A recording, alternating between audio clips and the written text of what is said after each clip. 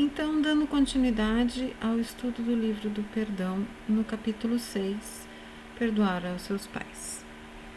Vamos dividir em 3 partes este estudo hoje. Começando na página 98, falando perdoar a si mesmo como criança. Vamos na página 99, você pode resolver o seu relacionamento com os seus pais depois de terem morrido. E vamos aí para a página 100, encerrando, fazendo a visualização do amor e perdão. Então a gente vem nesses capítulos trabalhando essa questão da nossa criança interior, porque vamos trabalhar pais, vamos trabalhar mães, o nosso relacionamento com eles e todas essas questões. E essa questão de perdoar a si mesmo como criança, a Robin coloca alguns pontos aqui interessantes. Por quê? Porque muitas pessoas acabam...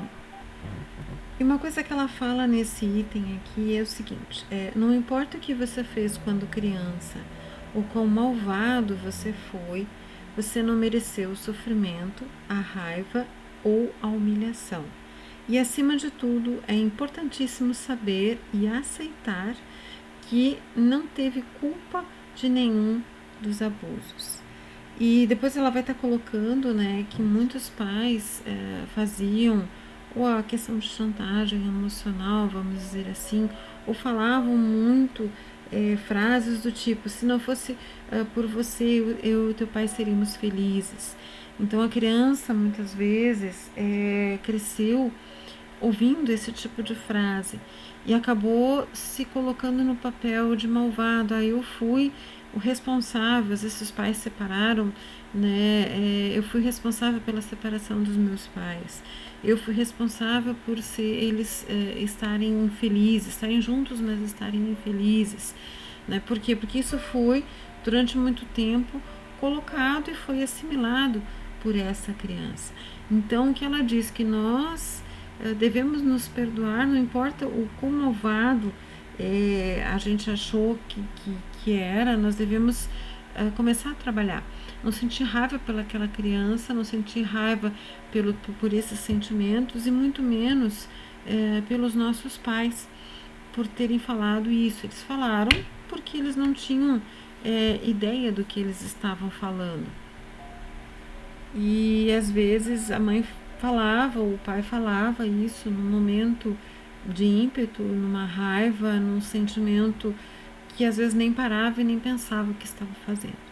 A Robin até fala que uma amiga dela, somente os pais falavam isso, e ela durante a vida ficou remoendo essa situação.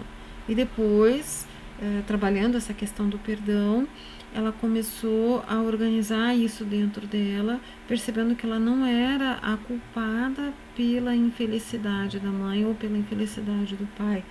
E isso começou a colocar cada coisa no seu lugar, porque muitas vezes é colocado um peso muito grande em cima de nós, principalmente no caso crianças aqui, de ações ou de resultados dessas ações que às vezes nem foram nós.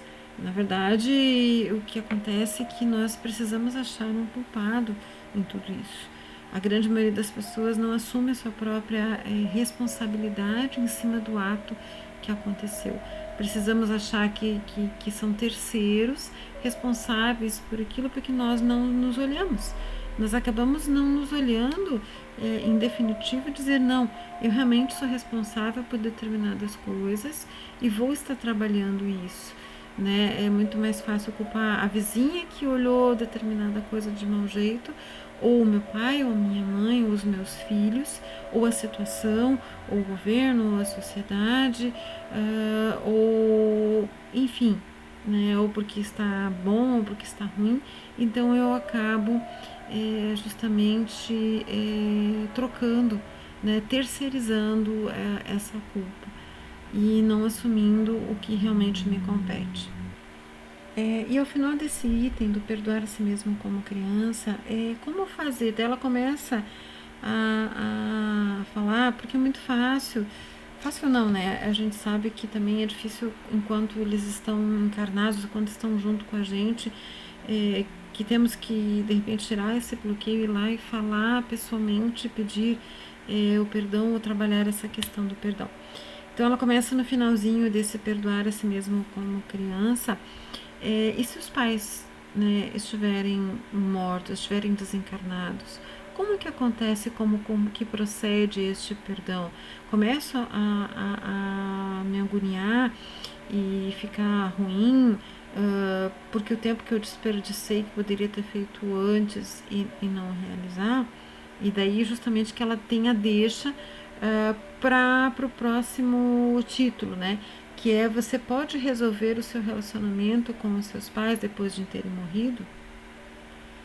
Então ela coloca assim, se a gente teve um relacionamento muito doloroso com os pais e se eles morreram antes, de repente, de trabalhar essa questão, antes de curar esse relacionamento, que nós podemos sentir um remorso e que nós devemos fazer as pazes conosco e sermos mais gentis com a gente com relação a isso. Alguns podem pensar, eles desencarnaram, eles morreram, né, foi um alívio, né? Como ela diz aqui, você pode ter pensado, o relacionamento finalmente terminou e eu não preciso mais lidar com eles. No entanto, mesmo que eles tenham morrido, você ainda precisa resolver os negócios inacabados, que prejudicarão enquanto você não o fizer. Por quê? Porque nós ficamos, o que acontece? Seria fácil morrer e eu simplesmente esquecer. Só que os sentimentos que geraram determinadas coisas ainda estão em nós.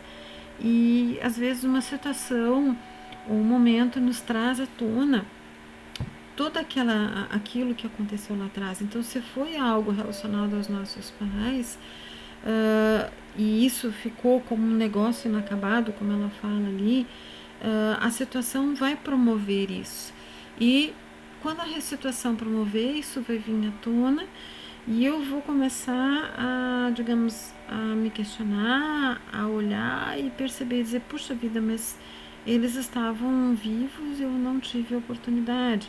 E começo a remoer e começo a não me perdoar com relação a isso, né? Então ela fala, para sermos mais gentis conosco e pensarmos que tudo tem um momento de estar acontecendo. Trabalhando com a questão espiritual, a gente sabe que a morte é só uma mudança de plano, né? E lógico aqui a Robin ela não coloca dessa forma porque ela não é questão, ela não é espírita, não tem essa questão de acreditar em espírito, nem é a vertente, nem é, digamos assim, o que ela deseja. Ela trabalha a questão do perdão, né? E ela fala, né, que tem como nós estarmos trabalhando essa questão do perdão, mesmo que nossos pais tenham morrido, tenham falecido, né? Primeiro basta que você queira realizar isso. E ela fala que isso é possível, uma profunda sensação de cura mútua. E daí, lógico, na última parte a gente vai estar falando que nos workshops que ela faz, ela conduz uma visualização, que é o que a gente vai fazer depois, chamada Amor e Perdão. E muitas vezes nessas visualizações ela pede que as pessoas comecem a visualizar alguém que ela tem um sentimento de raiva. E às vezes a pessoa não pensa nem na questão das pessoas que desencarnaram. Tenta pensar em alguém com aquele sentimento de raiva. Mas que no andar da carruagem, vamos dizer assim, vira e mexe, alguém da plateia, alguém que está no workshop, se vê pensando em alguém que acabou morrendo e querendo justamente pedir perdão para esta pessoa que acabou morrendo. E a visualização que ela faz, os participantes eles são encorajados a convidar a pessoa de sua escolha a um lugar seguro e imaginário. né? E que justamente está nessa questão que as pessoas não sabem lidar com pessoas que acabaram, com pessoas que morreram, né? Então, estejam mortos ou estejam vivos, fazendo essa visualização do perdão, do amor e do perdão, há a possibilidade de curar justamente o relacionamento com eles, não é? Então, eu vou fazer num outro vídeo, eu vou fazer a visualização, né? Deixar ela separadinha, essa visualização do amor e perdão. O que a gente pode perceber aqui? E lógico, com a questão da doutrina espírita, a gente tem um entendimento de que o corpo se foi, mas o espírito ainda continua. Então nós podemos realmente trabalhar essa questão do perdão em várias dimensões, né? Podemos perder não só a questão de pais, mas avós, enfim, todos aqueles que desencarnaram e nós não conseguimos, de certa maneira, curar esses sentimentos. Ou talvez nós pedimos perdão para eles, ou eles terem pedido perdão para nós, se for o caso, não é? Lógico, aí vocês vão pensar, mas precisamos ter alguém que tenha uma sensibilidade mediúnica. Não. O que basta é fazer o que? Muitas vezes algumas questões vêm para nós em sonhos, não é? Vem para nós em intuições. A gente tem que acreditar e trazer essas intuições mais perto da gente. E nós temos que partir, ele não tá ouvindo, ele não tá percebendo, mas nós temos que fazer a nossa parte. Nossa parte é querer, como ela fala ali. Nós queremos resolver, nós queremos pedir perdão, nós queremos estar organizando isso. Então nós podemos fazer isso em formato de uma oração, não é? Nas orações que nós fazemos no dia a dia, no Evangelho no Lar, quando nós estamos realizando, trabalhando isso sem, digamos, uma dimensão, né? Pessoa a pessoa. Então a gente trabalha isso de uma maneira geral. E também com pessoas mesmo estando encarnadas, que a gente não tem uma certa proximidade, ou que ficou, essa pessoa está longe de nós, o perdão também ele pode ser feito em formato de uma oração, vamos dizer assim, né? Fazendo todo o sentimento com relação a isso, fazendo todas as visualizações, colocando cada pessoa, ou como ela chama aqui, ela chama de lugar seguro imaginário, não é? Então, um local onde nós nos sentimos seguros e aonde nós vamos estar indo para esse local para estarmos realizando aquilo que a gente precisa, né? Um local onde a gente vai se visualizar muitas vezes como criança, abraçar essa criança, trabalhar aquilo que ainda nós precisamos organizar em nós. E isso nós podemos trazer essas pessoas para esse local, não é? O que é o nosso local, o seguro, né? Aonde nós podemos estar abrindo e nos abrindo e falando justamente para essas pessoas o que nós temos a necessidade de estar falando.